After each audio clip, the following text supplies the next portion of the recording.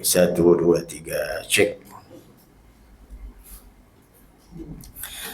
Bismillahirrahmanirrahim. Assalamualaikum warahmatullahi wabarakatuh. Alhamdulillah wassalatu wassalamu ala Rasulillah wa ala alihi wa sahbihi wa man ihtada bihuda, amma ba'd. Bapak Ibu, mari kita bersyukur dan minta kepada Allah Azza wa Jal agar terus dibantu selalu bersyukur. Karena tanpa dibantu oleh Allah, bersyukur pun kita tuh tidak bisa. Ya. Habis dapat nikmat, bersyukur. Dan bersyukur karena kita bisa bersyukur itu sangat minim. Saya ulang kalimat ini. Kita dapat nikmat kemudian kita bersyukur, lumrah, biasa. Tapi itu pun jarang. Nikmat lewat begitu aja tanpa kita syukuri. Kalau kita sudah pandai bersyukur, berikutnya kita sebenarnya tambah hutang kepada Allah. Tambah berhutang kepada Allah. Apa tambah berhutangnya? Bersyukur itu sendiri sebuah nikmat yang harus disyukuri. Jadi kalau bersyukur atas kenikmatan itu sudah lumrah, kemudian bersyukur karena bersyukur, itu adalah kenikmatan yang lebih lagi. Semakin kita bersyukur, semakin banyak lagi harus bersyukur. Makanya untuk bersyukur ini harus ada bantuan dari Allah secara khusus. Kalau tidak ada bantuan secara khusus dari Allah, tidak mungkin bisa kita bersyukur atas nikmat, apalagi bersyukur kita bisa bersyukur. Nyambung apa tidak nyambung? Ini udah sore. Biasanya akinya tinggal 50%. Ya. Semoga semangat pagi bisa sampai malam. Bapak Ibu, kajian kita syukuri sudah sampai halaman 86 dari kitab kita.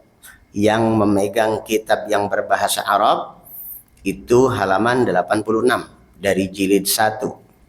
Masih pada pasal 15. Pada bulan yang lalu saya menyisakan sekitar 1 halaman. Saya ambil 2 alinea atau 3 alinea terakhir. Qala al-muallifu hafizahullah ta'ala wa mimma yanbaghi, mulai dari situ. Wa mimma yanbaghi an yu'lama huna, di antara yang sepatutnya kita ketahui, harus disadari oleh kita semua, anna fadlal qiraati li hadhihi suwari wa ghairiha yakhtalifu, bahwa keistimewaan pembacaan surah Al-Quran, di antaranya yang sudah kita pelajari Al-Fatihah, Qul huwallahu ahad, dan ayat kursi. Itu sudah kita lewati bulan yang lalu. Sudah kita pelajari juga apa saja fadilahnya.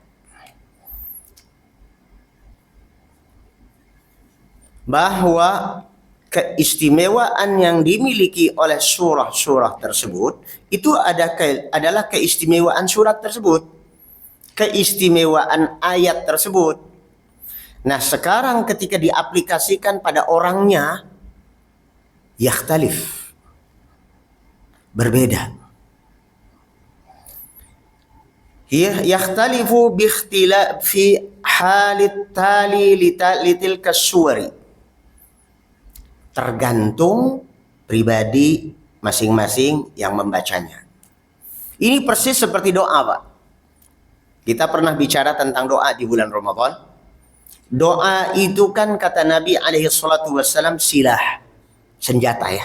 Ad-du'a silahul mu'min. Doa adalah senjata orang beriman. Ibnu Qayyim al-Jauziyah rahimahullahu ta'ala membahas didetailkan. Namanya senjata, kata beliau. Bisa jadi senjatanya tedas, tapi orang yang pegangnya tidak lihai.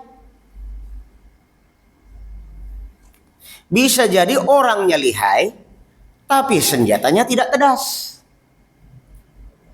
Kalau senjatanya tedas, orangnya juga lihai, dan tepat sasaran, tepat pada saat yang harusnya ditujukan kepada lawan, efektif senjata itu.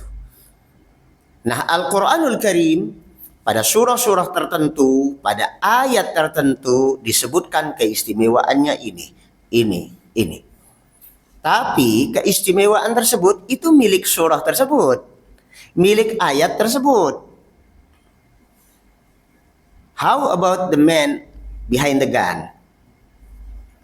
Bagaimana dengan orang yang megang senjatanya? Bagaimana dengan orang yang membacanya? Yakhtalif biikhtilafit tali litilka suwar. Berbeda pada masing-masing orang. Perbedaannya di mana? Fal qira'atu bitadabburin. Pembacaan dengan disertai tadabbur. Ini pentingnya majelis tamat nanti. Pembacaan yang disertai dengan tadabbur afdalu, lebih istimewa, lebih utama minal qiraati bila tadabburin, dibandingkan dengan pembacaan tanpa tadabbur. Maka kalau ada orang sama-sama baca surah Al-Fatihah, ini baca surah Al-Fatihah, ini Al-Fatihah, ini Al-Fatihah, apa kata imamnya? Al-Fatihah. Wah, ada yang Al-Fatihah 7 ayat 1 nafas tuh. Ya, kayak orang kumur-kumur. Selesai. Kira-kira dapat apa tuh? Nah, sementara kalau orang-orang ulil albab mah beda atuh. Kudu beda. Namanya juga ulil albab, orang yang berakal sehat, bukan aqluhu fi dengkulihi, bukan yang akalnya direngkul. Jadi gimana? Dengan tadabbur. Dibacanya ayat per ayat. Alhamdulillahi rabbil alamin. Hatinya sambil menerjemahkan, sambil memaknai, sambil menghayati. Ar-Rahmanir Rahim. Semakin semangat. Maliki yaumiddin. Begitu. Nah, antara yang ini baca dengan tadabbur dengan yang itu baca seperti orang kumur-kumur, beda antara tadabbur dan kumur-kumur. Lanjut. Jelas? Satu poin. Faqad yakunu halu ba'dhin nasi fi qira'ati ba'dhi suwari wa ma yusahibuhum halal qira'ati min khushu'in wa tadabburin wa tafahhumin li kalamillahi wa azmin sadiqin 'ala al-'amali bihi khairan wa afdala min hali ghairihim mimman laysu kadhalik. Wa in kanat as-suwarul lati yaqra'uha haula'i afdala bal innal insana al-wahida yakhtalifu haluhu faqad yaf'alu al-'amala al-mafdula 'ala wajhin kamilin fayakunu bihi afdala min sa'iri a'malihi al-fadilati. Nah, jadi hasil itu Pak, hasil itu kalau X ditambah Y sama dengan Z, misalnya variabel X-nya berapa, Y-nya berapa. Mungkin variabel X-nya 7, tapi variabel Y-nya cuma 1. Z-nya jadi beda. Orang yang sama, Orang yang sama sekalipun, ini bukan orang yang beda-beda. Tadi contohnya orang yang berbeda. Orang yang sama sekalipun. Sekarang ketika membacanya lagi buru-buru. Pikirannya sambil mikirin mobilnya di bengkel. Sambil mikirin utang PLN belum dibayar. Sambil mikirin gondok banget sama istrinya yang ngomel-ngomel tadi pagi. Dengan kemarin malam, dia baca dalam tahajudnya. Ayat yang sama, surat yang sama yang dia baca. Dalam kondisi tenang, khusyuk, penuh kepasrahan kepada Allah, penuh harapan kepada Allah, penuh dengan rasa takut akan azab Allah. Surat yang sama, orangnya sama, kondisi saat dia membaca berbeda, itu pun hasilnya berbeda pula. Jelas sampai di sini ya, insya Allah. Lanjut. Kemudian Syekh Abdul Razak hafizahullah taala di sini mengambil pernyataan Syekhul Islam Ibnu Taimiyah rahimahullah taala sebagai penguat. Kata beliau, qala Syekhul Islam rahimahullah, wa kana ba'du syuyukh yarqi biqul huwallahu ahad, wa kana laha barakatun 'azimatun, fayarqi biha ghairuhu fala yahsulu dhalik, fayaqulu laysa qul huwallahu ahad min kulli ahad tanfa'u kulla ahad. Ini format kalimatnya agak bersajak sedikit. Kata Syekhul Islam Ibnu Taimiyah rahimahullahu taala, beliau bercerita. Dulu kata beliau, ada beberapa masyayikh. Masyayikhnya beliau berarti, bukan masyayikh kita. Masyayikhnya Syekhul Islam Ibnu Taimiyah rahimahullah. Dulu beberapa masyayikh, beberapa guru kami meruqyah dengan membacakan surah Qul huwallahu ahad. Terjadi barokah yang besar. Orang tuh sembuh. Cuma dibacain Qul huwallahu ahad. Begitu dicoba oleh yang lain. Yang lain juga baca ayat yang sama, surah yang sama. Kok kagak ngefek ya? Ini dibaca sekali, makces, pleng. Begitu makces, langsung pleng. Yang ini dibaca Qul huwallahu ahad berkali-kali. Loh, jinnya kagak mau pergi juga. Maka beliau membuat kesimpulan dengan satu narasi yang indah.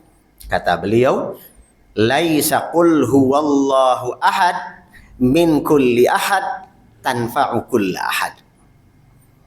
Qul huwallahu ahad dari setiap orang tidak sama manfaatnya, efektivitasnya terhadap setiap orang. Saya jadi ingat kembali hal yang sama. Persis seperti itu ketika Ustadz Hartono Ahmad Jaiz hafizahullah, masih hidup kan Ustadz Hartono? Ada yang kenal? Beliau penulis, dulunya wartawan, penulis, ikut manhaj salaf, biasa bergaul dengan ustadz-ustadz kita juga. Dulu zamannya Gus Dur, dia sering nulis tuh, nyerang NU, nyerang Gus Dur, tulisan-tulisannya itu diantaranya apa? Ada pemurtadan di IAIN, kayak gitulah. Nah, mungkin bapak-bapak bisa searching ya buku-buku beliau. Beliau saking seringnya menghantam khurufatnya para kiai NU, ya, dan bahasanya tuh bahasa blak-blakan gitu loh, dengan judulnya yang bombastis gitu. Ya teman-teman kiai-kiai NU yo geram sekali. Ya, geram sekali. Akhirnya disantet, Pak. Ustadz Hartono Ahmad Jaiz hafizahullah ini disantet. Sakit perutnya. Rasanya kayak gelembung gitu, ya. Padahal perutnya segitu-gitu juga. Saya waktu itu masih sekitar umur 27 tahun. Sedang aktif-aktifnya di kampus. Ngajar di kampus.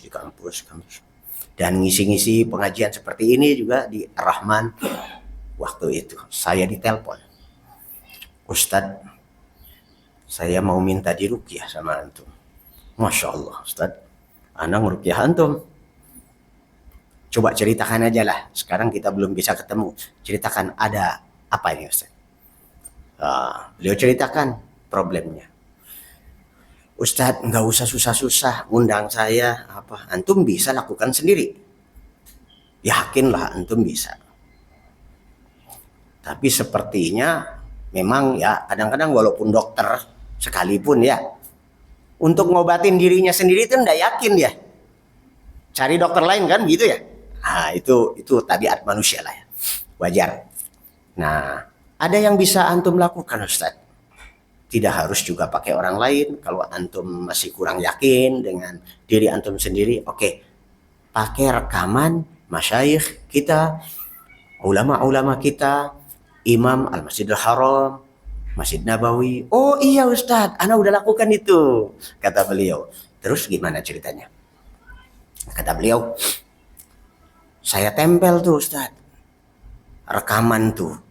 Ketika Syekh Hudzaify, Ali Abdurrahman Al-Hudzaify, hafizahullah, Imam Masjid Nabawi, saya tempelkan, reda Ustaz.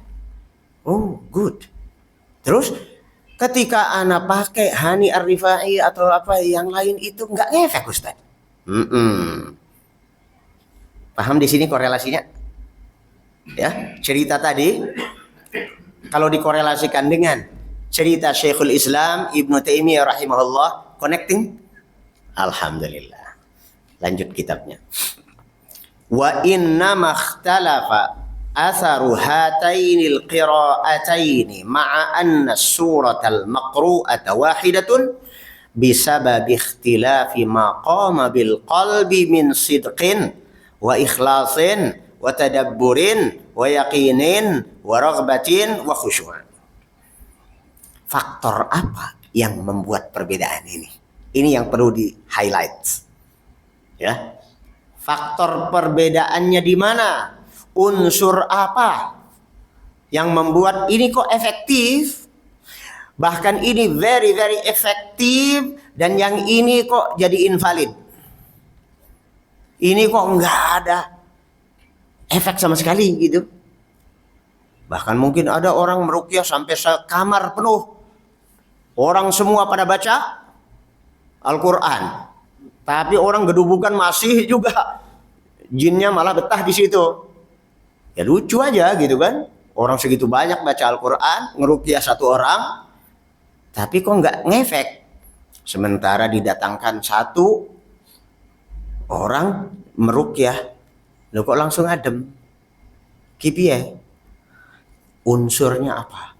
Faktornya apa? Disebutkan di sini, kata Syekh Abdul Razak hafizahullah taala, kesimpulannya yang membuat ini efektif dan yang lain tidak efektif adalah kualitas hati. Kualitas hati yang menyertai bacaan yang dibacakan oleh pembacanya. Kualitas hati pembacanya. Kualitasnya dalam bentuk apa saja? Pertama, sidqin, kejujuran. Kejujuran iman. Tidak ada kemunafikan dalam hati. Yang kedua, ikhlas. Yang ketiga, tadabburnya, penghayatannya. Jadi nggak lalai, nggak baca tapi pikirannya.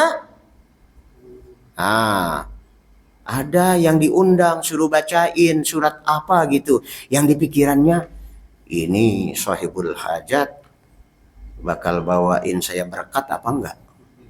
Yang dipikirin wa barakatuhu. Tahu barakat? Al-Besekiyat. Besek. Nah ini jadi bikin bacaannya jadi tidak efektif. Waalaikumsalam. Ya, tadabbur, yakin, keyakinannya. Ini masalah yakin. Saya melihat efek daripada yakin itu, Pak. Pernah dengar nggak ada amalan-amalan teman-teman kita, murid-muridnya Kiai NU? Saya di lingkungan itu. Saya berasal dari lingkungan itu. Kiai-kiai saya tuh dulu, Masya Allah, saya melihatnya kan sesuatu yang ajib ya. Mereka membaca surat apa gitu, kok cespleng gitu Pak. Untuk suatu tujuan apa, minta apa kepada Allah, kok cespleng bisa gitu. Yang kalau kita pahami sekarang dalam konteks kita Ahlus Sunnah, dalam konteks kita bermanhaj salaf, kayaknya aneh. Variabel apa ini ya? Unsur apa ini? Kok dia bisa gitu? Ternyata apa Pak? Yakin. Yakin. Contoh lain lagi. Bapak perhatikan ada orang-orang yang suka kasih motivasi sekarang. Motivator-motivator tuh Pak. Berdasi, pakai jas, di atas panggung. Audiennya Masya Allah, orang-orang kaya. Bahkan tidak jarang di antara mereka masukin musik ke situ, Pak. Bukankah itu kemaksiatan? Tapi yang saya heran, kok efektif itu? Orang dikasih ini, kemudian dikasih omongan, narasinya itu memang sudah diatur, kemudian ada suara, apa namanya itu, gemaknya itu, bang, gitu kan. Wih, langsung orang itu jadi nangis, kemudian apa? Yakin betul. Ternyata apa Pak? Kuncinya afirmasi. Ketika hatinya terafirmasi, yakin betul Allah yang dia pinta itu hadir, mendengarkan dan melihat posisi dia, dan Allah tuh maha penyayang, dan Allah kalau mau ngasih nggak bakal ada yang menjegalnya. Yakin betul. Ini masih muslim Pak. Ini masih muslim. Pernah dengar nggak ada legenda-legenda yang Allahu a'lam itu benar atau tidak? Malin kundang. Ya, itu mungkin cerita. Apakah itu dongeng? Itu ada sanadnya apa enggak? Yang jelas memang tidak mungkin ada sanadnya itu, karena memang ini bukan yang meriwayatkan, bukan ahli hadis. Tapi terlepas dari benar atau tidak, kalau itu benar, orang bersumpah, orang mengutuk, jadi ayam, jadi kodok, jadi ikan, jadi patung, gitu. Kok dikabulkan oleh Allah? Mukminkah dia? Muslimkah dia? Baca Quran dia? Sholatkah dia? Allahu a'lam. Saya tidak tahu orang sanadnya, tidak jelas kan. Tapi kalau itu benar, faktor apa Pak? Yakin. Maka kalau kita kembali kepada surah Al-Baqarah ayat 186. Coba dibuka surah Al-Baqarah ayat 186 tentang konsep doa. Wa idza sa'alaka 'ibadi 'anni fa inni qaribun ujibu da'watad da'i idza da'an. Aku akan merespon permohonan orang yang memohon jika benar-benar dia mohon kepadaku. Orang-orang kafir itu mana ada dia tahu Allah kan? Mungkin yang dia sembah juga patung. Tapi dia yakin betul ada ghaib, ya. Ada yang maha kuasa di atas, mereka bilang begitu. Terlepas namanya itu siapa, dia yakin. Itu kalau dia minta kepadanya, dan dengan afirmasi yang kuat, yakin, keyakinan yang full, terjadi. Maka kata Allah apa? Falyastajibuli wal yu'minu bi. Poin keduanya itu Pak. Falyastajibuli, hendaknya mereka menurutiku. Yang kedua, wal yu'minu bi, dan iman full. Yakin full. Yakin fullnya ini yang menjadikannya efektif. Nah, kembali kepada kita, Pak. Kita ini sudah bertauhid, jauh dari syirik, ya kan? Kenal sama Allah, nama Rob kita jelas kita kenal banget Allah, ya. Bukan Sang Yang Widi, bukan ini, bukan itu kan? Jelas Allah. Dan kebenaran bahwasanya Allah sebagai Tuhan kita itu sudah tidak diragukan lagi dengan dalil apapun, baik Al-Quran, Sunnah maupun dalil logika. Tidak ada yang bisa bantah. Coba, keyakinan kita sudah benar, tapi keyakinan kita full apa enggak? Itu masalahnya. Nah, kembali kepada kitab ini. Ada yakin. Kemudian faktor berikutnya raghbah. Apa raghbah itu? Keinginan kuat. Pernah perhatikan ada orang berdoa itu selintas saja, sebenarnya dia nggak pengen-pengen banget gitu.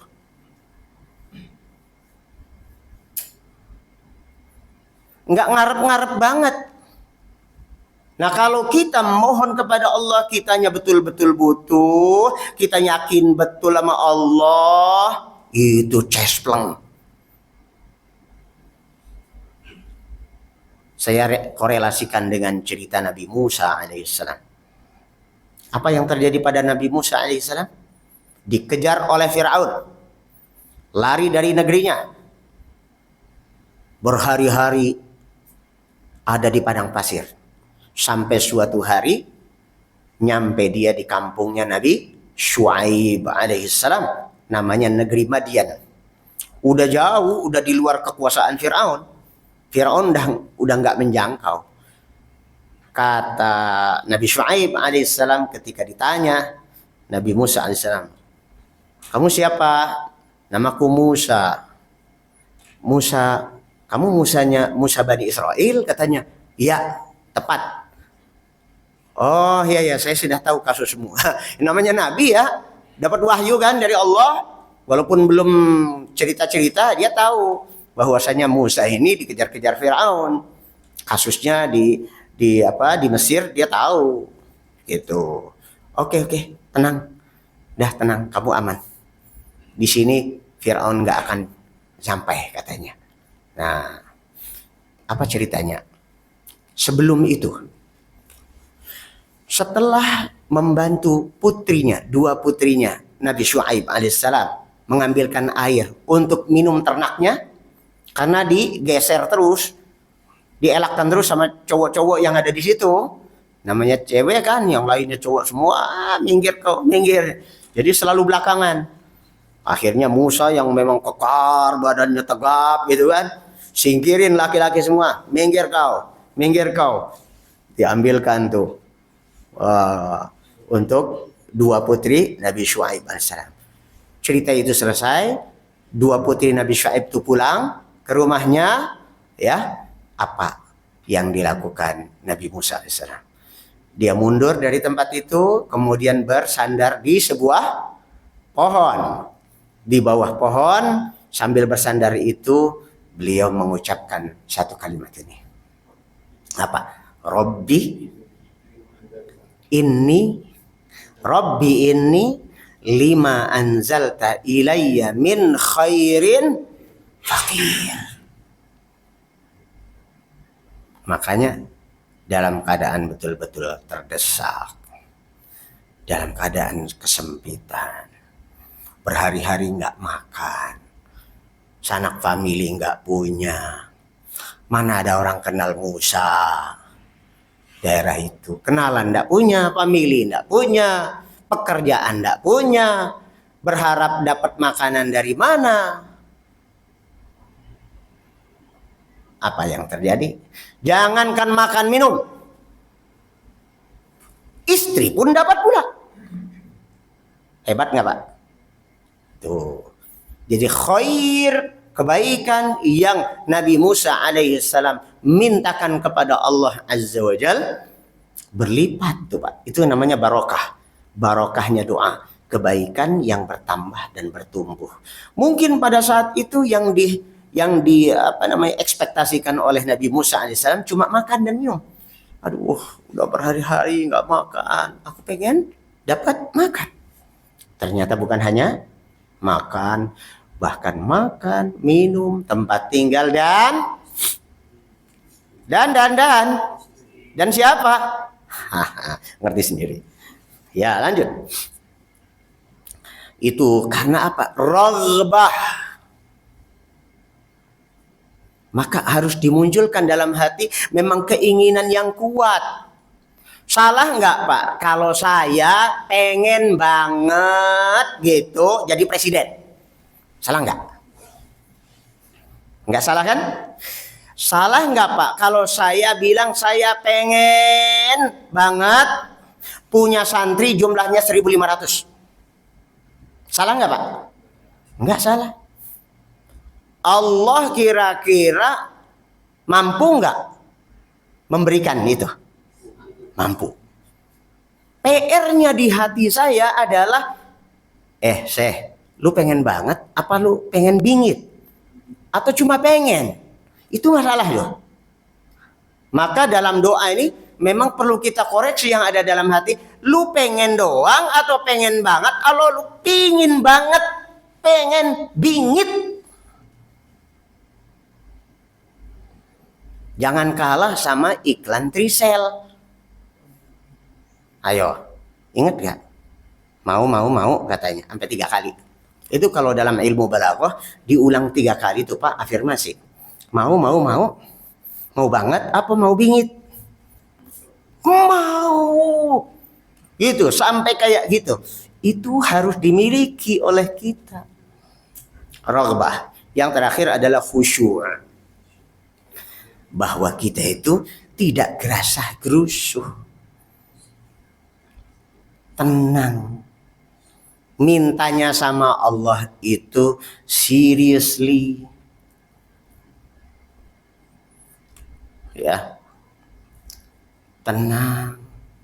Gak gerasah gerusuh. Gak buru-buru. Kalau buru-buru, ya udah ya Allah, kalau nggak mau ngasih ya sudah aja, sampai di sini sajalah. You and me and lah, kayak orang pacaran you and me and itu. Ya, oke. Di akhir paragraf pasal ke-15 ini kata Syekh Abdul Razak hafizahullah, wallaha narju an yuwaffiqana wa iyyakum li tahqiqi dzalik wa husnil qiyam bih fa huwa tabaraka wa ta'ala wahdahul muwaffiqu li kulli khair. Kita berharap kepada Allah agar kita diberi taufik. Ya kita walaupun udah ngerti nih Pak. Baru ngerti doang. Paham nih lewat kajian ini. Karena saya menjelaskannya pelan-pelan dengan suara yang jelas, dengan intonasi yang membuat Bapak jadi semakin paham. Bapak juga paham karena saya ngomongnya bahasa Indonesia. Bapak juga nggak ngantuk sehingga full apa yang Bapak pahami. Itu nggak cukup Pak. Betapa banyak orang paham, orang pinter, bahkan sampai dapat gelar doktor. Saking apa? Saking luasnya pemahaman dia. Saking dalamnya pemahaman dia terhadap suatu ilmu. Tapi apakah orang yang pintar kemudian pasti jadi benar? Ternyata banyak orang pintar malah jadi tidak benar. Masalahnya ada di mana? Taufik. Maka setelah belajar ini dan kita paham, kita mohon kepada Allah. Ya Allah, beri kami taufik. Untuk apa? Untuk bisa merilis yang tadi kita pahami itu. Jangan sekarang kita paham, kemudian nyampe rumah, ya wes. Saya udah paham, selesai sudah. Seakan-akan habis paham, selesai. Enggak. Paham itu bukan amal. Paham itu adalah sebuah tingkatan keilmuan. Tapi untuk kemudian kita jadi soleh, itu setelah paham ngamal. Ya. Jangan setelah ngilmu, kemudian ngemil. Ngamalnya hilang. Ngemilnya banyak. Ya. Kemudian Allah tabaraka wa ta'ala saja yang harus kita yakini, dia saja yang bisa memberi kita taufik. Ya, kita mohon taufik kepada Allah dan yakini bahwasanya hanya Allah yang bisa ngasih kita taufik. Ini baru 4:30, Bapak Ibu sekalian. Saya masih punya hak untuk melanjutkan. Betul? Masih siap lanjut? Siap ya. Kita baru mau masuk pasal baru. Yang tadi itu saya menuntaskan pasal yang 15, pasal ke-15 yang agak delay kemarin ya. Baik. Bapak Ibu, kita akan pindah channel ini. Kalau 2 pertemuan kemarin tuh bicara tentang fadilah, keutamaan, keunggulan, keistimewaan surat-surat tertentu dan ayat-ayat tertentu. Sekarang agak diredain sedikit. Jadi tensinya memang tidak selalu gitu. Ini sekarang agak landai lagi. Saya memperhatikan gayanya Syekh Abdul Razak hafizahullah dalam menyusun kitab ini. Jadi bikin saya yang kadang naik itu landai lagi. Apa yang akan dibahas ini? Wasatiyatu ahlil Quran. Bahwa ahlul Quran itu punya sifat wasatiyah. Wasatiyah secara bahasa, wasat itu kayak kata wasit. Masih ingat kata wasit kalau dalam permainan bola atau pertandingan? Di mana letaknya? Di belakang, apa di depan, apa di tengah? Di tengah. Jadi wasit dong. Artinya menengahi. Wasatiyah itu pertengahan. Dibahasakan di zaman modern sekarang ini moderasi. Moderat. Tapi kalau orang-orang menyerukan Islam moderat, ternyata maknanya bukan itu. Bukan makna yang sesungguhnya. Sampai ustadz-ustadz semuanya di Indonesia ini ditarik oleh MUI untuk ikut pelatihan namanya moderasi beragama. Ternyata setelah kita buka, oh arahnya kemana? Arahnya apa? Sebenarnya bukan moderasi kalau saya baca. Toleransi. Jadi toleransi cara beragama Islam. Kan kalau toleransi antar umat beragama kita udah biasa. Dari SD dulu kita sudah diajari dengan pelajaran apa dulu Pak? PMP. Berarti kita masih seumuran ya. Jangan mengira saya anak 40 tahun ini. Bapak salah mata itu. Perlu kacamata yang jelas itu ya. Ngelihat saya ini kayaknya baru anak kemarin ini. Karena saya pernah dibilangin seorang ustadz kibar. Anak kemarin katanya. Padahal saya sudah punya cucu 2. Ya Allah, saya sudah punya cucu 2 dibilang anak kemarin. Nggak apa-apa, ikhlas saja karena Allah ya. Oke. Jadi wasatiyah itu artinya pertengahan. Memang yang pertengahan itu yang unggul, Pak. Kalau kita bayangkan sebuah bidang yang bulat. Di mana tengah-tengahnya? Pasti pada posisi yang tertinggi. Nih bulatan. Gitu. Tengah-tengahnya ini itu. Maka wasatiyah itu juga bisa bermakna selain pertengahan, posisi tengah, median, juga posisi terunggul. Kenapa dia harus berada pada posisi terunggul? Karena dengan demikian dia bisa memonitor dengan mata elangnya, eagle eye, untuk bisa memonitor segala keadaan. Mungkin Pak Kombes bisa lebih menjelaskan kalau bahasa seperti ini. Saya tidak lebih berilmu tentang hal-hal yang sifatnya seperti ini. Ayo kita masuk ke kitab. Sudah siap?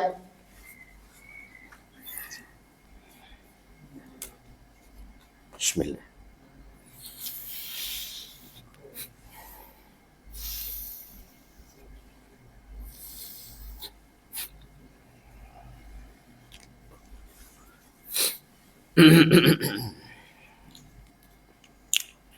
Bismillah.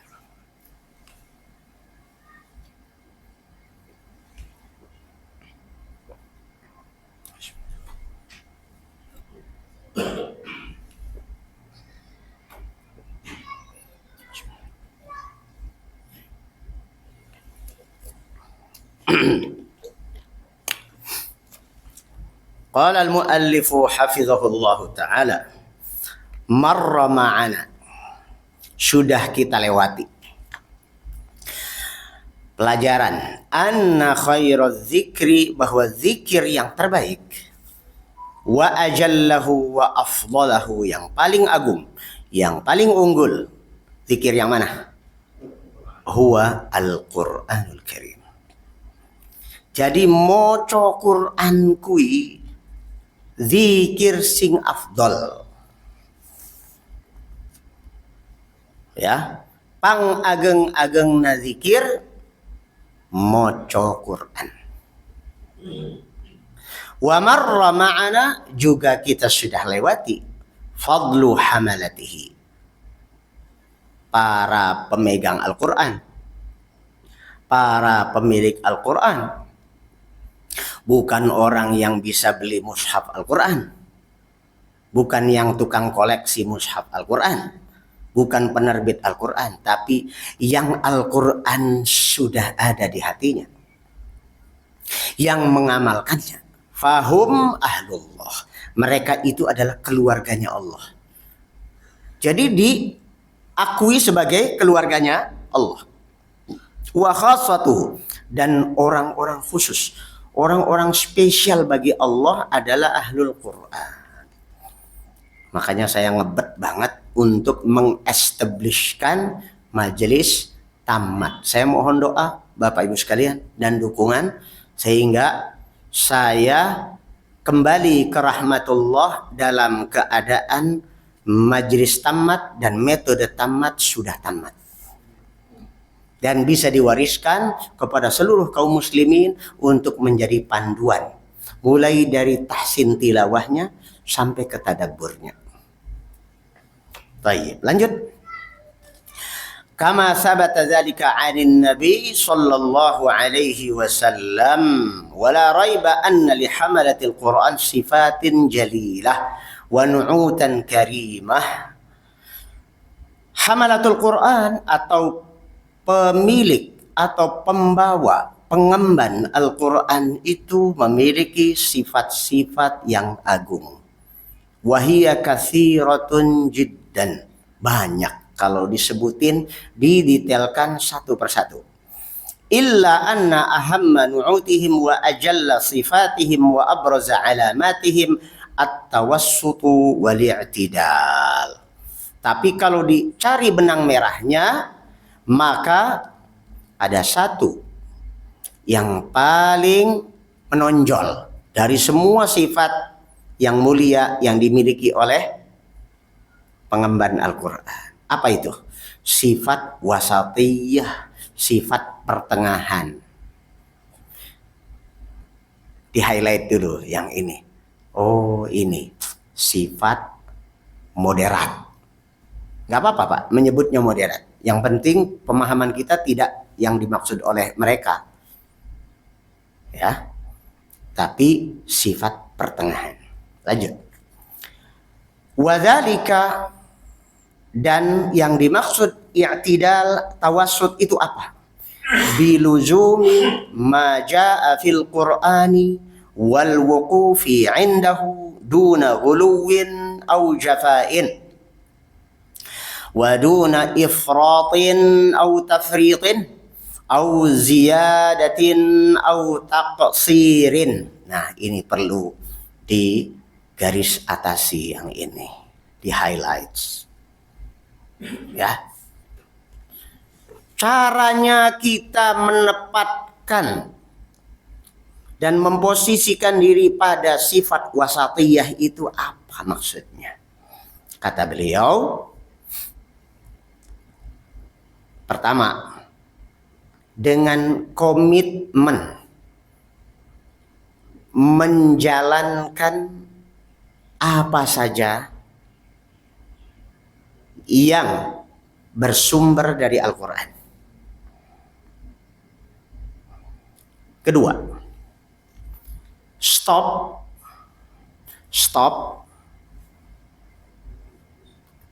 pada apa yang bersumber dari Al-Quran. Jadi Al-Quran kan kata Allah, bahasa gampangnya tuh, udahlah apa kata Allah aja deh, beres, stop. Itu maksudnya. Ya. Kalau kata Allah begini misalnya, kalau ada kabar burung, gitu kan, kalau ada orang bawa berita, coba periksa dulu. Nggak usah terlalu banyak teori apa segala macam, lakukan aja begitu. Yakin Pak, urusan beres. Banyak urusan nggak beres tuh kan, kenapa? Karena kita ini terlalu banyak diombang-ambing, konon katanya. Jadi ilmu Islam ini terpengaruh oleh konon katanya rogi, kirologi. Akhirnya apa? Terombang-ambing. Tuh. Ikuti saja rambu-rambu yang dari Al-Quran dan stop di situ. Kita kalau bicara korlantas itu kan, lalu lintas itu merah, stop, kan gitu. Coba stop pada itu. Artinya ketika Al-Quran bicara stop, itu nanti stop. Ketika dia bilang jalan, ya jalan. Ini suruh jalan malah stop, suruh stop malah jalan, nabraklah. Tuh. Itu yang dimaksud tawasul. Poin berikutnya, duna ghuluwin au jafain. Tidak berlebihan, tidak juga sembrono, semaunya, asalan. Jadi nggak kenceng banget, ekstrim. Ya. Kalau kekencengan Pak, ekstrim jadinya. Contohnya apa tuh? Tuh gerakan-gerakan kayak ISIS, Al-Qaeda.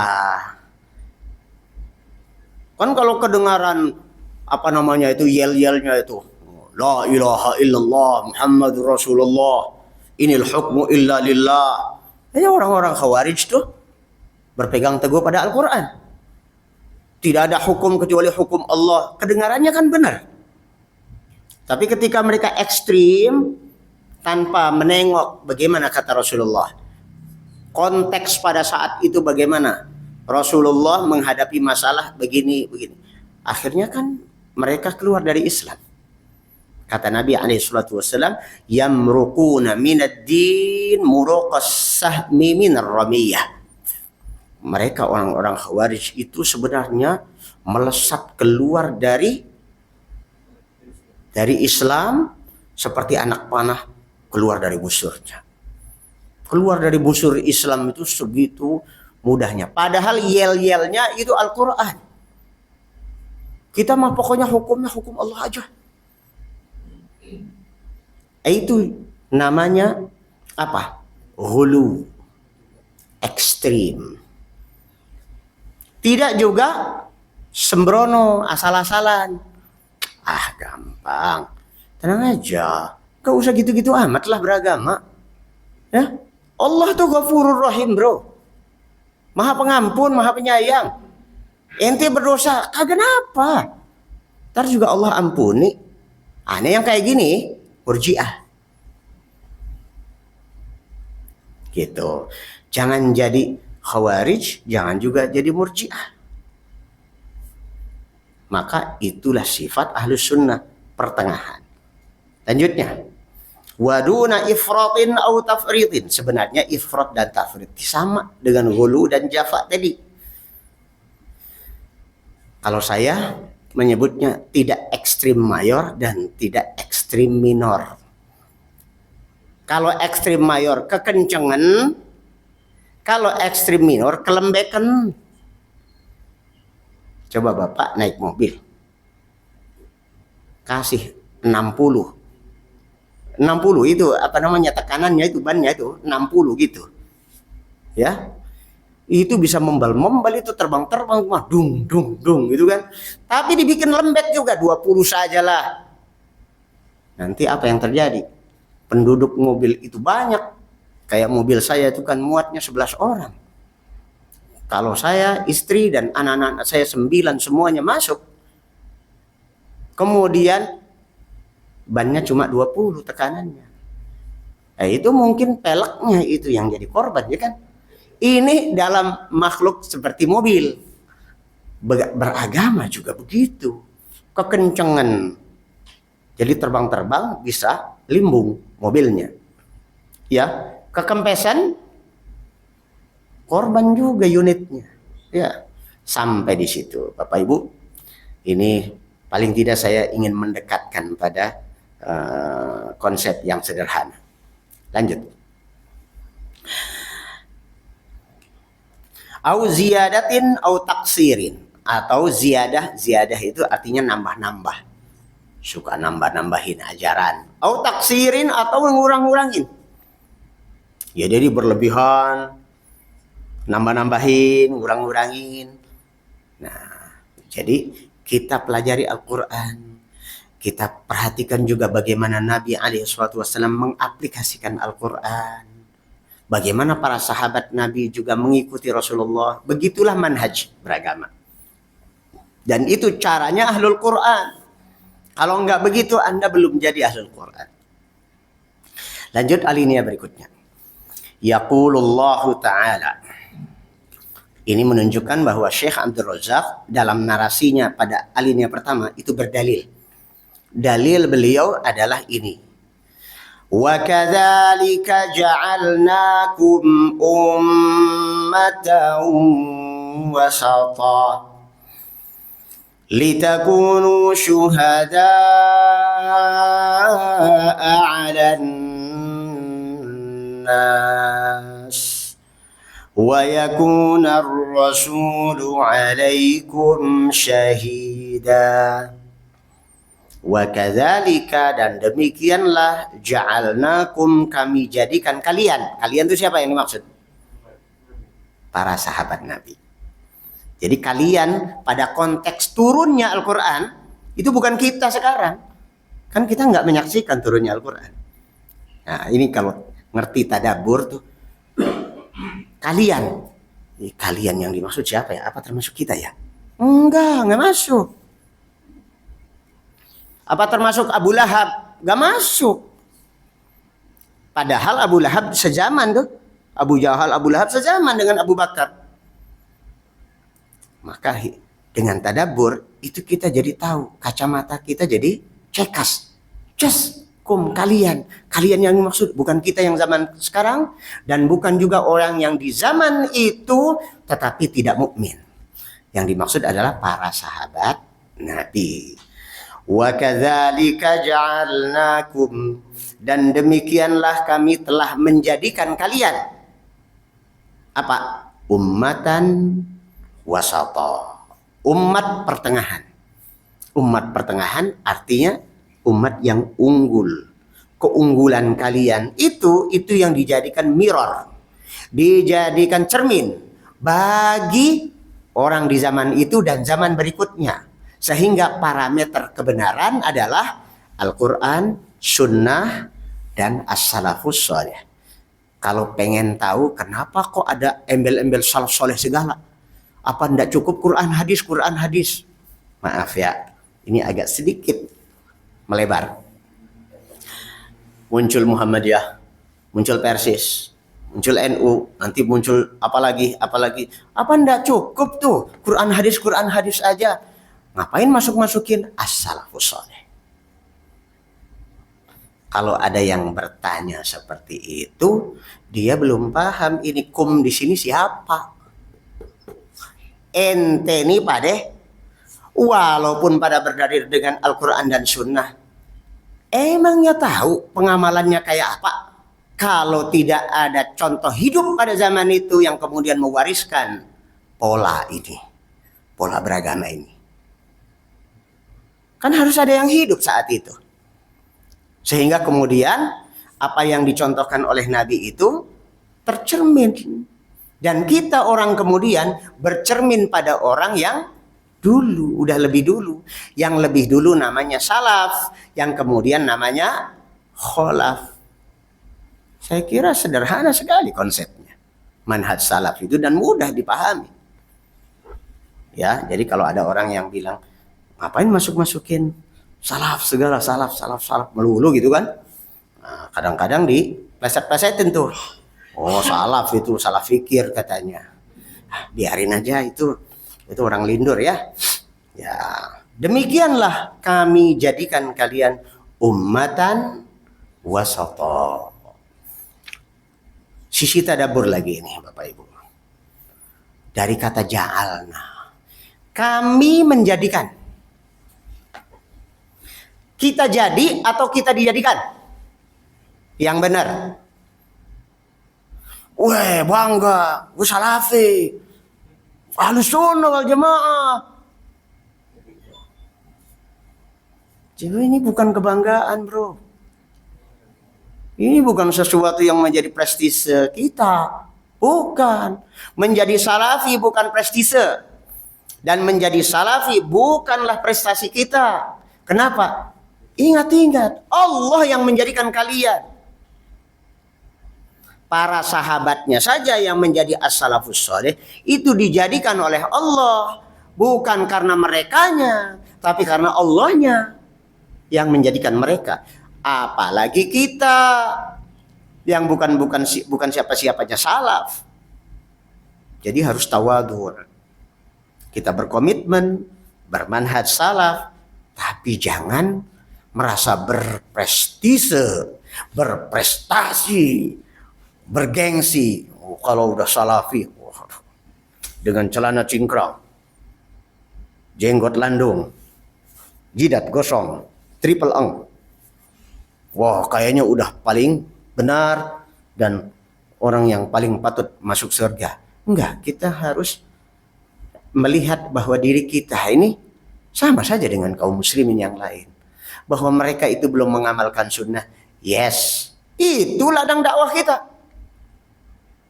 Harus kita sayangi. Harus kita rangkul. Berarti saya punya medan dakwah nih. Ajak. Jangan dimusuhi, jangan dijauhi. Apalagi orang-orang baru belajar. Dilihatin kakinya. Orang baru belajar dilihatin jidatnya gosong apa enggak. Seakan-akan jidat gosong itu sebuah syarat. Ngelihat ustadznya, ustadznya siapa? Oh itu ustadz itu, istrinya berapa? 1. Ya katanya salafi, kok istrinya 1? Subhanallah, saya kena itu Pak. Ketembak saya. Emang betul Pak Ustadz ada yang begitu? Ada, yang ngomong juga Ustadz juga. Jadi jangan begitu. Dari kalimat apa tadi? Ja'alnakum. Kami yang menjadikan kalian, wahai para sahabat Nabi, ummatan wasata. Label, Pak. Ummatan wasata ini kan label. Kalau dalam kedinasan itu mungkin rencananya, mungkin bintangnya berapa. Mungkin itu apa namanya tuh? Nah, itu ada berapa itu? Ummatan wasata itu labelnya Pak. Sebuah label harus kita waspadai. Kalau kita dikasih labelnya label yang baik, sebenarnya kita patut introspeksi. Sebenarnya ini cocok nggak sih buat kita? Sebenarnya kita tuh sudah kompatibel belum itu dengan bintang itu tuh. Kalau bintang 3, bintang 5 apa? Saya sebenarnya pas nggak sih? Begitu juga label-label yang lain. Disebut doktor. Banyak sekarang lembaga-lembaga abal-abal kemudian menawarkan gelar doktor HC apa segala macam gitu. Sekarang lagi rame ini di medsos ya. Bahkan sebagian ustadz jadi terserang flu HC ya, honoris causa. Dah. Jadi ketika dikasih label, dan labelnya label positif bergengsi, sebenarnya ada tanda tanya setelah ini, ada tuntutan apa terhadap label ini. Perhatikan kalimat berikutnya. Ummatan wasata litakunu. Nah, tujuannya kalian dijadikan ummatan wasata adalah litakunu, supaya kalian menjadi. Fungsi kita harus kita perhatikan. Ada fungsi, ada tugas, ada kewenangan. See to when. Kalau saya dalam manajemen pesantren, saya sebut see to when. Ada fungsi. Saya fungsinya sebagai apa di sini? Saya dikasih label pimpinan pondok. Pimpinan pondok fungsinya adalah 2, 3, 4. Tugas-tugas saya yang saya emban adalah 2, 3, 4 sampai 20. Kewenangan saya mengangkat, menurunkan, memecat orang, menggaji orang, bla bla bla bla bla bla. Kewenangan saya. See to when. Walaupun kedengaran bahasa Cina, tapi sebenarnya itu singkatan fungsi, tugas, dan wewenang. Begitu pula ummatan wasata. Sebagai ummatan wasata, maka fungsinya yang harus diemban syuhada 'alan nas. Harus menjadi cermin bagi manusia yang lain. Harus jadi contoh parameter kebenaran. Bapak Ibu, kalau kembali ada yang nanya, ngapain pakai as-salafus shalih segala? Karena memang kita harus punya cermin. Quran hadis itu mengamalkannya harus ada cerminnya. Cerminnya siapa? Abu Bakar, Umar, Utsman, Ali. Makanya Nabi alaihi salatu wasallam berpesan, alaikum bisunnati. Kenapa disebut al-khulafa ar-rasyidin segala? Wa sunnatil khulafa ar-rasyidin. Ini nih, karena memang mereka berfungsi sebagai syuhada'a 'alan nas. Kemudian Rasul gimana? Wa yakunar rasul. Ini jabatan, label, membawa fungsi. Label Rasul bukan sekedar label saja, enggak bisa. Allah ngasih label itu plus fungsi, tugas, dan kewenangan. Wa yakunar rasulu 'alaikum syahida. Dan Rasul merupakan cermin bagi kalian. Maka kalau dikorelasikan dengan ayat yang lain, laqad kana lakum fi rasulillahi uswatun hasanah. Ini syahidah, uswatun hasanah. Tuh. Sampai di situ. 7 menit lagi bagian saya. Siap-siap? Gak apa-apa kalaupun tidak tuntas ya. Satu bab. Yang penting ini konsepnya betul-betul dipahami. Lanjut. Falamma ja'alallahu hadhihi al-ummata ummata Muhammadin sallallahu alaihi wasallam ummatan wasata ay khiyaran udulan.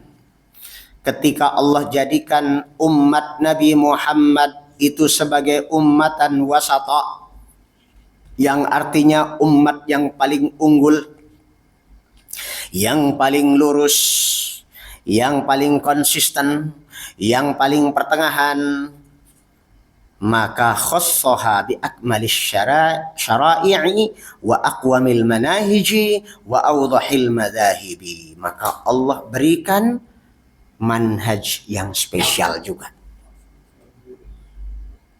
Wa ja'ala kitabahul mubina yahdi lillati hiya aqwamu. Dan Allah jadikan kitab Al-Quranul Karim sebagai petunjuk ke jalan yang paling lurus. Hebat sekali ya. Al-Quran dinobatkan oleh Allah Azza wa Jalla kitab yang paling lurus. Nabi Muhammad SAW sebagai pemimpin seluruh Nabi dan Rasul yang paling unggul. Umatnya umat yang paling unggul. Ini keren semua nih Pak. Kualifikasi kita itu kualifikasi unggul semua. Jadi kalau kitanya ndak unggul, sayang ya. Kita berpotensi untuk unggul, kemudian kitanya ndak unggul gitu. Cuma ongol-ongol. Kan beda ongol-ongol. Ongol-ongol itu kue yang dari tepung itu Pak, itu ongol-ongol namanya. Nah, biasanya dikasih apa? Kelapa, gitu. Itu ongol-ongol namanya. Nggak unggul. Gitu. Ya. Arsyadakum arsyada wa ahkama. Kama qala subhanahu, inna hadzal qur'ana yahdi lillati hiya aqwamu wa yubashshirul mu'minin. Saya lupa, wa yubashshiru apa wa yubashshira. Coba nanti dicek Pak ya di Al-Qur'an Pak. Surah Al-Isra ayat 9, tolong dicek sekarang juga. Inna hadzal qur'ana yahdi lillati hiya aqwamu wa yubashshiru apa wa yubashshira? Yubashshiru Pak. Oke. Berarti benar ini. Kadang-kadang cetakannya salah Pak. Bukan Al-Qur'annya yang salah. Ya namanya percetakan kan manusia juga yang bikin, ya. Berarti di sini benar. Wa yubashshirul mu'minina alladzina ya'maluna as-salihati anna lahum ajran kabira. Sungguhnya Al-Quran ini memberi petunjuk ke jalan yang paling lurus. Wa yubashshirul mu'minin, dan fungsinya Al-Quran ini diantaranya memberi kabar gembira bagi orang beriman yang mengamalkan amal-amal salih bahwa mereka bakal dapat surga sebagai balasan yang besar. Selanjutnya, walam yunzilillahu hadzal qur'anal karim liyashqa bihin nas. Dan Allah tidak turunkan Al-Quran ini supaya orang sengsara, keberatan, untuk memberatkan manusia. Itu bukan. Ini kalau kembali ke Al-Fatihah, dan kita sudah belajar dalam metode tamat kemarin, sudah mulai membedah Al-Fatihah. Alhamdulillahi Rabbil Alamin. Rububiyahnya Allah itu atas dasar Ar-Rahmanir Rahim. Rububiyatur Rahmah. Ketuhanan Allah itu adalah ketuhanan yang berdasarkan rahmah untuk merahmati. Isinya rahmah. Maka yang tidak siap disayang oleh Allah, silahkan semaunya. Yang tidak nurut sama perintah dan larangan Allah berarti tidak siap disayang Allah, kan gitu. Nah, di sini apa? Allah menurunkan Al-Quranul Karim ini bukan untuk memberatkan. Banyak syariah dalam Al-Quran. Kita disuruh sholat. Ada yang keberatan? Sebenarnya sholatnya tidak berat. Tapi orangnya tuh yang berpenyakit. Orang tuh kalau berpenyakit Pak, bayangkan orang sakit. Ada di rumah sakit. Kita yang menjenguknya, kita bawain apa tuh? Keranjang buah. Coba Pak, mangga Pak, manis Pak. Apa dia bilang? Pahit. Jadi kalau syariah ini sebenarnya manis. Lezat. Tapi bagi orang yang hatinya sakit, jadi kalau ada di antara kita tidak suka sama syariah ini, ada penyakit di hati. Karena orang sakit itu tidak masuk, yang lezat pun tidak masuk. Kebayang Pak? Konsepnya jelas Pak? Paham ya? Nah, kata Syekh Abdul Razak di sini, Al-Quran tidak Allah turunkan untuk memberatkan orang. Wa innama anzalahu liyas'adu bihi, malah sebaliknya supaya orang bahagia. Pengen bahagia, ikut majelis tamat. Nah, gitu iklannya gitu. Sa'adatan la syaqa'a ba'daha. Kebahagiaan yang tidak beriring apa? Tidak beriring kesengsaraan. Waliyahtadu bihi hidayatan la dhalala ba'daha, dan agar mereka berpetunjuk yang tidak mengandung penyesatan sedikit pun. Kama qala subhanahu, Toha ma anzalna alaikal qur'ana litashqa. Ingat kisahnya ini? Surah ini? Umar ibn al-Khattab radhiyallahu an, detik-detik hidayah menyapa hatinya. Lagi memuncak emosinya. Mana Muhammad? Mana dia? Dia cari-cari Muhammad, taunya apa? Adiknya sendiri Fatimah, perempuan, masuk Islam sama suaminya. Tambah gondok. Bukannya jadi ke rumah Nabi, malah balik ke rumah adiknya. Dobrak pintunya, tempelengin adiknya tuh. Ternyata adiknya dan suaminya sedang membaca lembaran mushaf. Isinya apa? Toha ma anzalna alaikal qur'ana litashqa. Dia baca tuh Umar, kan dia bahasa Arabnya bisa. Orang Arab asli, original Arab. Umar tahu, tidaklah kami turunkan kepadamu Al-Quran agar kau sengsara. Jadi ini Al-Quran jangan you deny. Kenapa? Bikin lu bahagia, bukan bikin lu sengsara. Illa tazkiratan liman yakhsha. Al-Quran ini mengingatkan bagi yang punya rasa takut. Rasa takut apa? Rasa takut kepada Allah. Seketika hidayah masuk, mengademkan jiwanya, melegakan dadanya, menenteramkan hatinya. Iya ya, gue takut juga sama Allah. Allah yang selama ini kasih saya hidup. Kalau musibah datang kepada aku, tidak ada yang bisa menepiskannya kecuali Allah. Walaupun berhala banyak, ternyata berhala-berhala itu hantu-hantu aja. Yang ini Tuhan benar, yang lain hantu-hantu. Kenapa? Tuhan itu cuma satu, ya kan? Kalau sudah 2, 3, berubah jadi hantu, ya kan? Tuhan, gitu kan? Banyak Tuhan jadi hantu. Tanzilam mimman khalaqal arda was samawatil ula. Sebagai kitab yang diturunkan dari zat yang menciptakan bumi dan seluruh langit yang tinggi. Orang Arab diingatkan di ayat yang lain. Kalau mereka ditanya, siapa yang menciptakan bumi dan langit? Mereka pasti jawabnya Allah. Ketika diingatkan as-samawatil ula, langit yang tinggi. Kemudian dia tadabbur.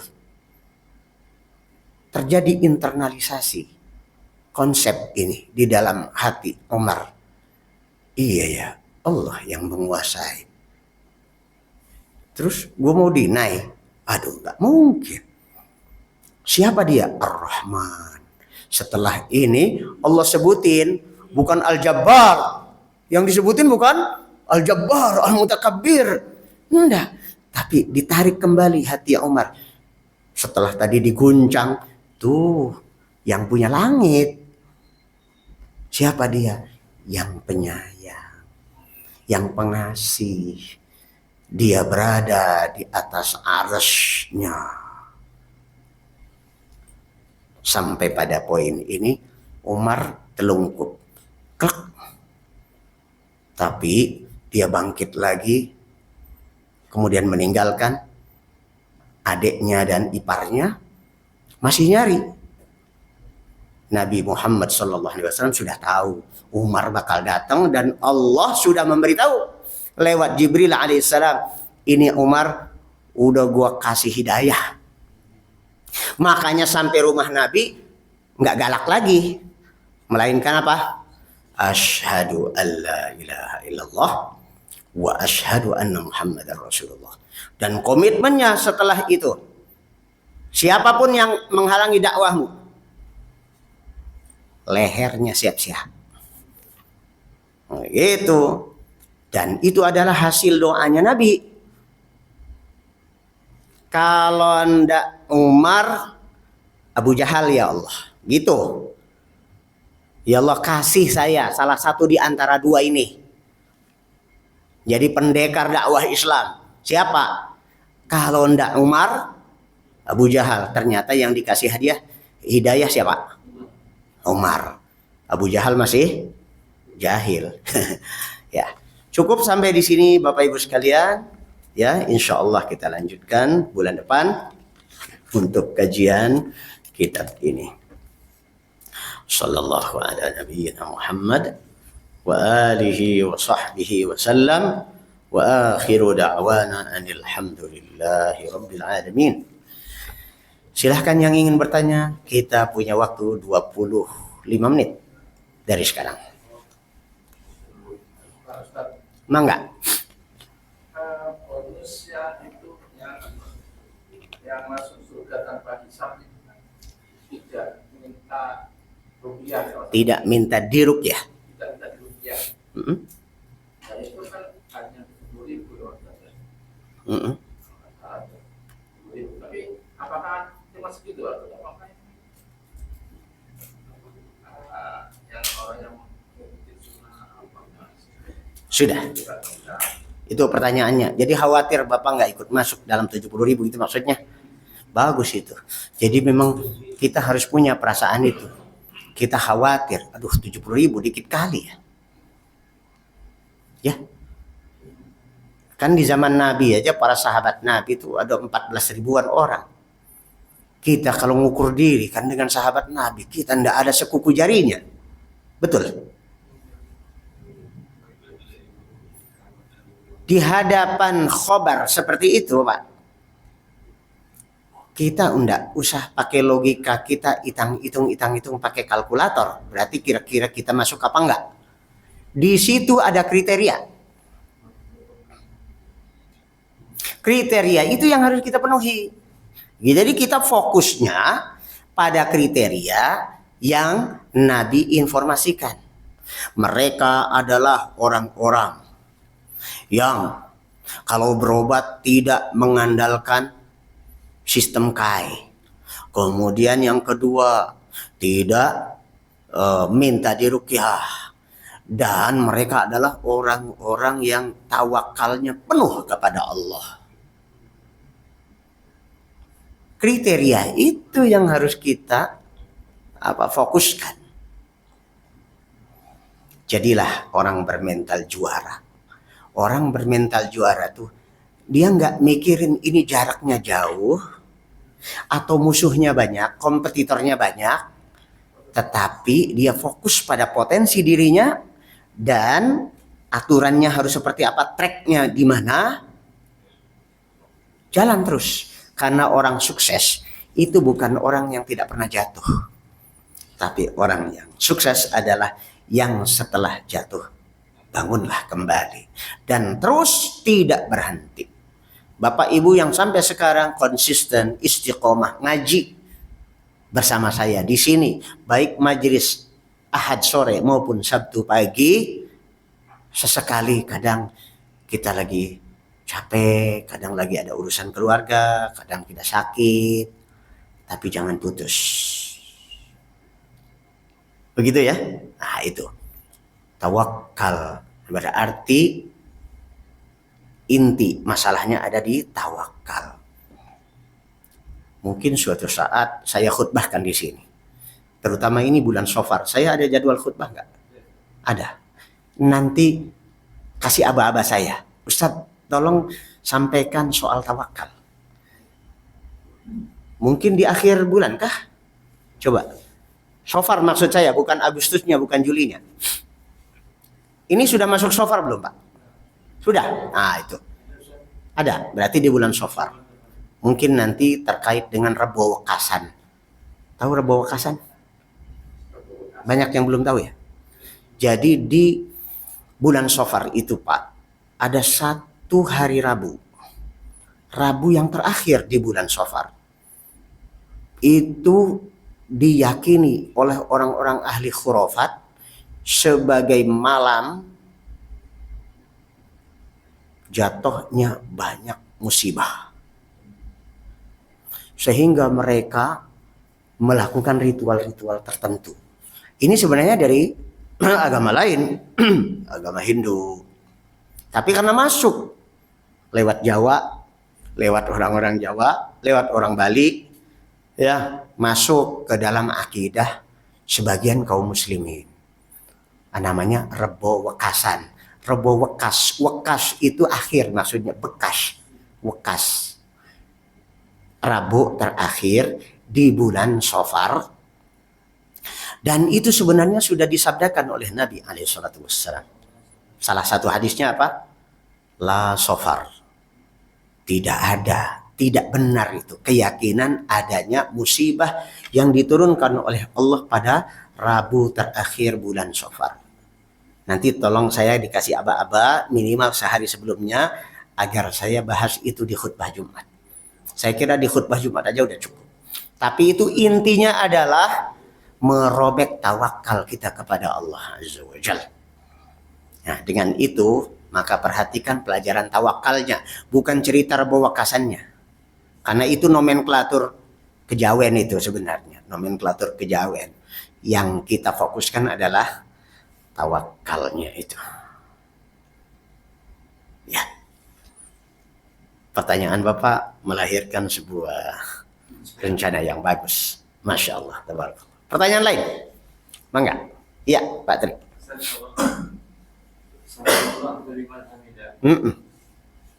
Hunya itu domirnya Allah atau isim mausul? Sami'allahu liman hamidahu. Hu kan maksudnya yang ditanya hu-nya. Yang terakhir. Sebelum ini kan yang Allahu. Sami'allahu ya hu ya Allah. Domirnya Allah. Bukan domir. Itu kan huruf. Kan nggak mungkin Allah. Allahu. Hu-nya itu bukan domir itu. Kata sambung. Bukan. Bapak namanya kan Tri. Ada orang yang bilang ter. Nggak mungkin lah ter. Pasti Tri kan gitu. I-nya itu kan punya bapak itu. Paham nggak maksudnya? Allah. Allahu. Hu itu karena dia memang dhammah.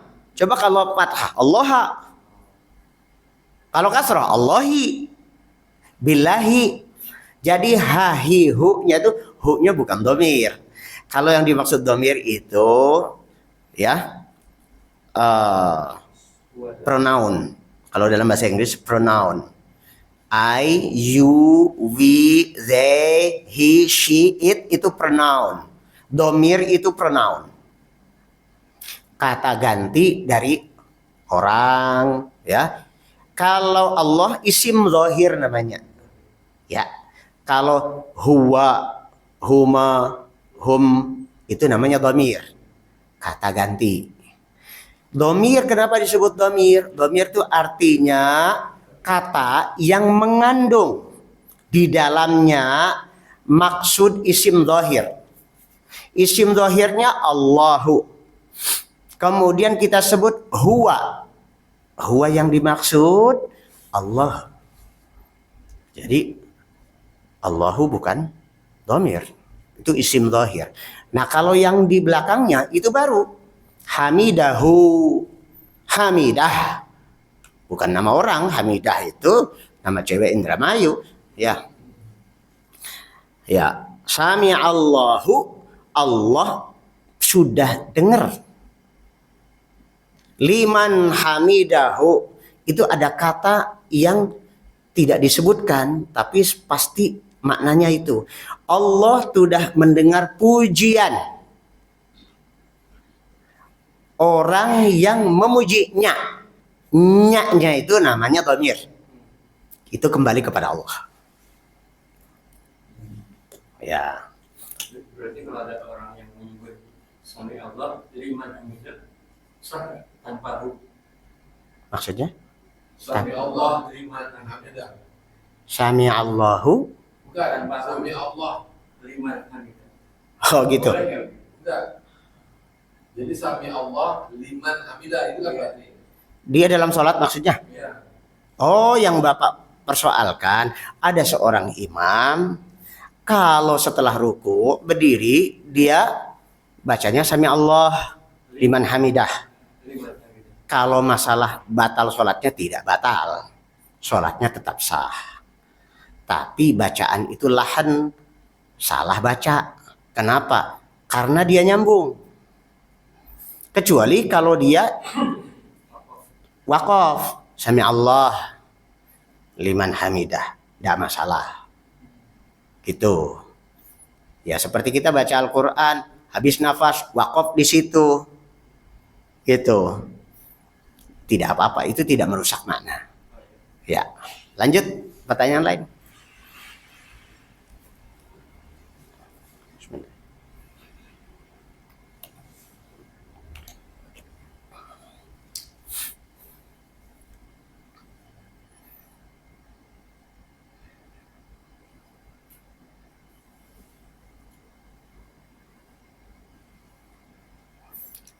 Tidak ada pertanyaan? Ibu-ibu tidak ada pertanyaan? Tidak ada kertas yang masuk?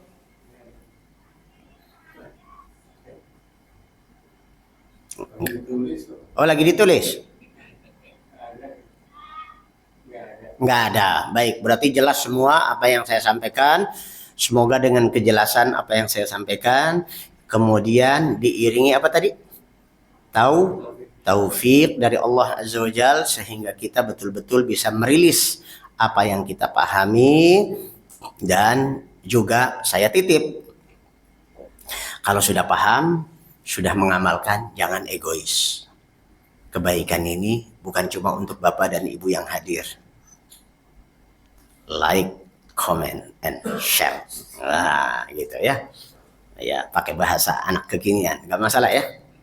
Like, comment, and share ya. Komennya di mana? Di YouTube-nya Ulil Albab, gitu. Kemudian share-nya kemana? Keluarga, handetolan kita, tetangga. Kita harapkan kajian ini terus meningkat. Ya, Bapak Ibu bisa membawa setiap orang bikin PR pada diri sendiri. Saya akan bawa istri saya. Yang istri akan bawa suami saya. Bulan depannya lagi, suami dan istri masing-masing bawa siapa? Saudaranya, tetangganya. Jadi dari 1 menjadi 2, dari 2 menjadi 4, dari 4 jadi 8. Begitu tabiat kajian-kajian saya dari dulu. Berawalnya 10 orang, 15 orang. Lama-kelamaan masjid penuh. Kalau mereka yang kemudian datang ini nanti, itu hasil dari ajakan Bapak dan Ibu. Berarti posisi Bapak dan Ibu itu sama persis dengan dulu Abu Bakar membawa Utsman. Ali membawa teman-teman remajanya. Khadijah radhiyallahu anha membawa kaum wanita. Siapa lagi? Kemudian terus sampai akhirnya Mekah bergoncang. Ketika orang kafir sudah semakin gerah, akhirnya apa? Dikipasin. Namanya orang gerah kan kipas. Fus, keluar kalian. Keluarlah kaum muslimin kemana? Hijrah ke Madinah. Oh, di Madinah sudah ditunggu-tunggu. Jadilah sebuah negara berdaulat dari Madinah. Barangkali ini bisa menjadi Madinatul Ulil Albab. Allahu Akbar.